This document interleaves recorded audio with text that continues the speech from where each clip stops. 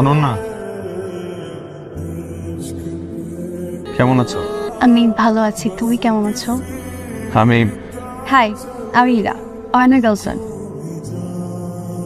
তোমাদেরকে খুব সুন্দর মানিয়েছে, তুমিও ভীষণ মিষ্টি। থ্যাংক ইউ অয়ন, সেদিনের জন্য সরি। আমি আসলে তোমরা ভালো থেকো।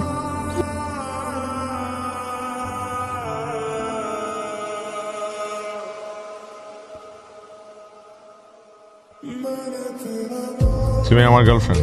তুমি বললে কেন যে তুমি আমার গার্লফ্রেন্ড? তোমাকে দেখে মনে হলো তুমি ওর সামনে অনেক ডাউন ফিল করছিলে, তাই তোমাকে একটু সঙ্গ দিলাম। তুমিও একা না, তুমিও হ্যাপি। ফ্রেন্ডের জন্য তো এতটুকু করতেই পারি।